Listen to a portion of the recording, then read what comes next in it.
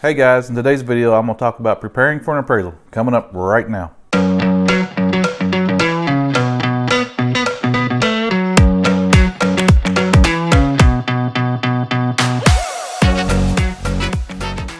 Hey guys, this is Jarrett with the Hardesty team, Schuler Bauer Real Estate in Elizabethtown or Elizabethtown Living. Today I'm going to take a few minutes and talk to you about what I do most of the day.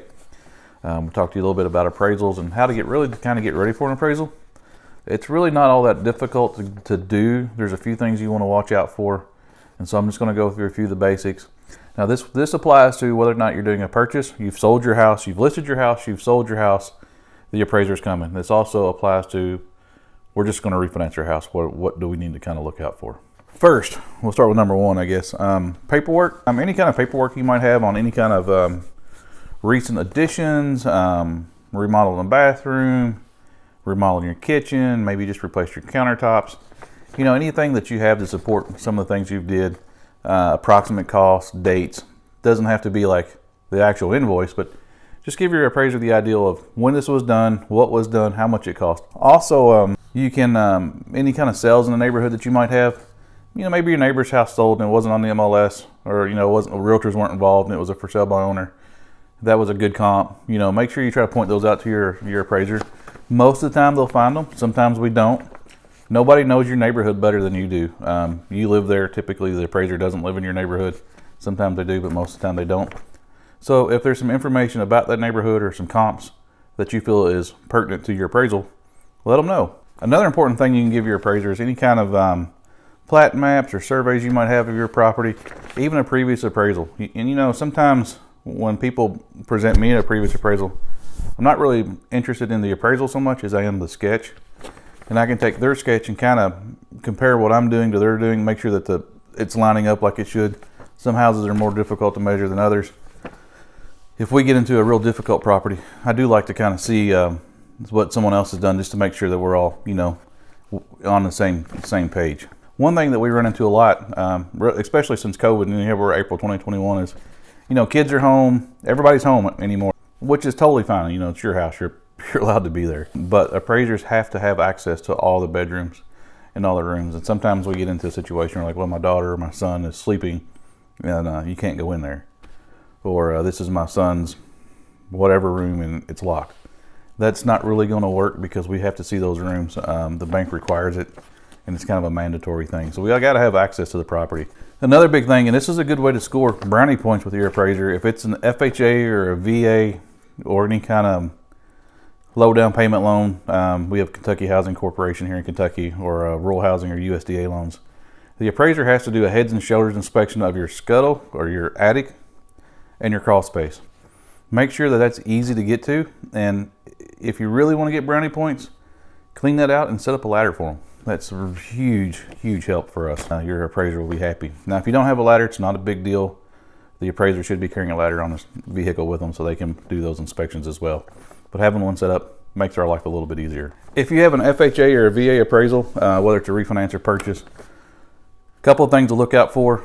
Missing shingles on your roof, chipping paint is a big one. And then if you got steps going up to a porch or deck, if you've got more than 3 steps, make sure you have a handrail. Another thing that we see a lot, and a lot of people do it, now I totally understand why they do it, is like steps going down in the basement maybe has a handrail that's kind of in the way when you're moving. People take those down, and a lot of times they forget to put them back up, or they don't want to put them back up because they're more in the way. Those have to be put up. It's just a safety thing that we have to look out for, and it's a requirement by VA and FHA. So some of the things we have to look out for also in repairs that, you know, I'm going to look for is, are all your utilities on and functioning correctly? You don't have to have AC in your house, but if you have AC, it has to be working. All your mechanicals have to be working. We're looking for sticking doors that won't open. It could be a safety issue. You know, just general things that would be problematic for the house to function like it should or to be safe. One of the things that I always tell people is the DSS rule, decent, safe, and sanitary. You know, is it clean? Is it safe? Is it sanitary? Those are the things we're looking for. And so, you know, if you've got exposed electrical wires or you've got carpet or vinyl that's ripped up and there's a trip hazard, those kind of go into your safety issues. Windows opening, closing like they're supposed to. that goes into kind of like your decent and safe issues. So on the sanitary thing, if your sink's full of dishes or you need to vacuum or sweep, that's not a big deal. If you've got feces smeared into your carpet, which I have seen, that's a big deal. So those kind of things that go into that aspect. Your house doesn't have to be new. Your house doesn't have to have the latest and greatest everything. It just needs to be as presentable as possible. It's not, appraisers are trained to look past the dirt. A lot of times when I'm doing a purchase appraisal, I go into a sea of boxes. You're moving. I get it. It's what you're doing. Don't worry about it. I have been in houses where there's trails to get through the collectibles of folks that are, and you can't see the property. That's an issue. And so those are the kind of things that we're looking for on appraisals as well. Can we get an idea of what the property's like? What kind of shape things are in?